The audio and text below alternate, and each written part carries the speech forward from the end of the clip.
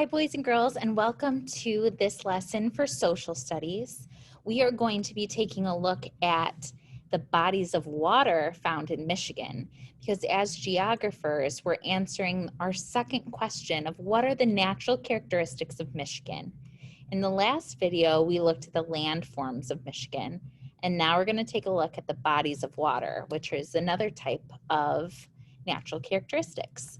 So for today's lesson, you're going to need your social studies packet, of course, and a pencil. If you need to pause the video so you can go get those, go ahead. All right, now that we have the video, or now that we have the packet, let's go ahead and get started.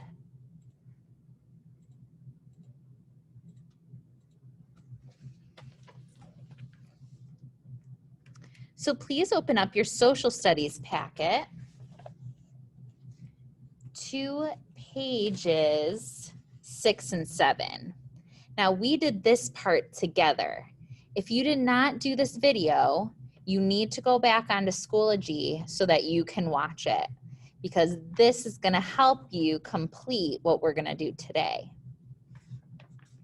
When you turn the page to page 8 and 9, you're going to see a very similar setup where we have the bodies of water and our graphic organizer.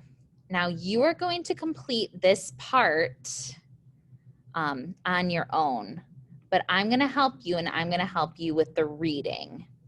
If you don't need help with the reading and want to do this on your own, you can stop the video here, read on your own, and then fill in this bottom part. You do not need to fill out this top part yet. We will do that part when we're live together.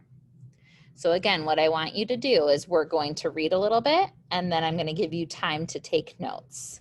So let's read about the first body of water.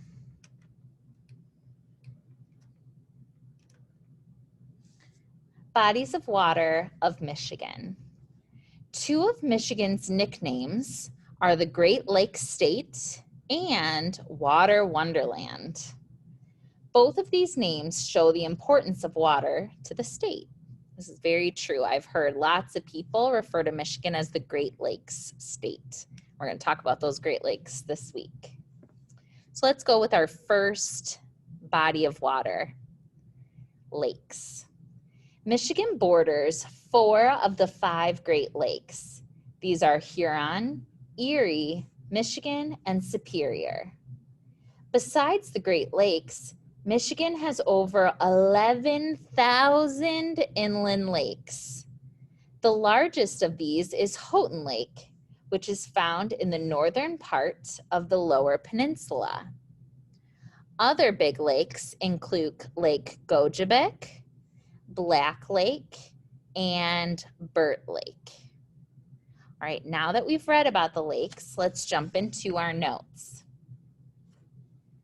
Now remember, I told you in the last video that these were out of order, so lakes is actually going to be here. So you should have already written this. If not, write it now. And here's what you need to do. You're going to pause the video and fill in these blanks and give at least one example of a lake. What is the name of a lake from Michigan? You are getting all your information from this paragraph. So go ahead and fill out these 2 squares. If you forget what to do, look back at the landforms and remember what we did on that one together. So go ahead, pause the video here and fill out these 2 squares. All right, now that you have the lakes filled out, let's go to the next body of water, which is bays. Bays are also an important natural characteristic of Michigan. Bays are bodies of water that are partly enclosed by land. Many early towns in Michigan were located on bays.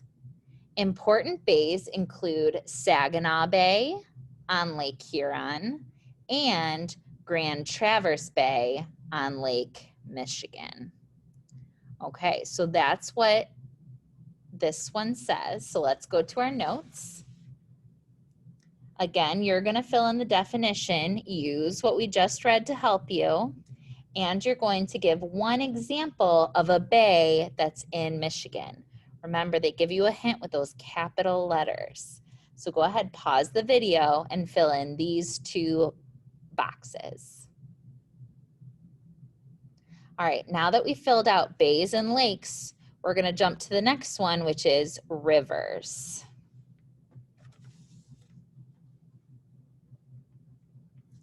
Rivers are large flowing bodies of water that usually empty into a large lake, sea, or ocean. Michigan's rivers all empty into one of the Great Lakes, which we read about above. Michigan has more than 49,000 miles of rivers. The longest river is the Grand River, which flows through cities like Lansing and Grand Rapids. This river is about 260 miles long.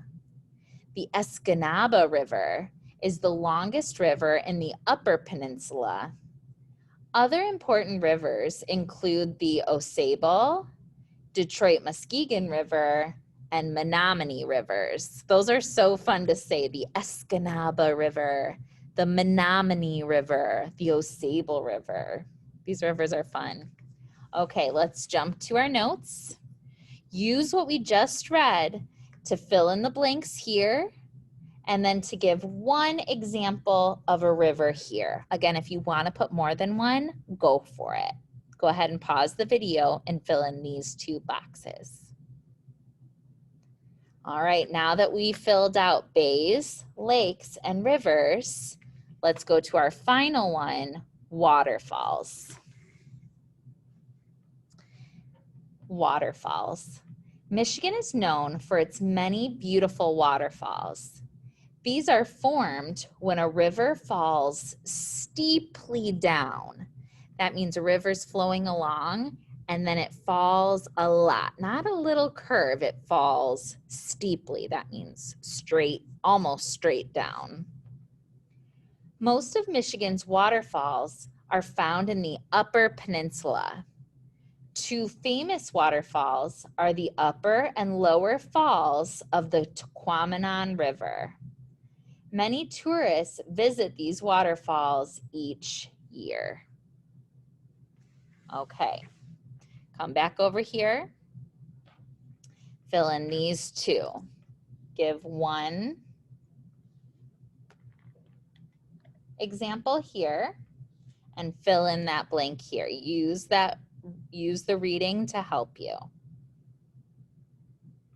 Okay, now that the video's all done, you should have page 9, the chart part, not the very top part, but what I'm showing here, you should have this all filled out so that you are ready to go so we can actually see what these bodies of water look like on a map.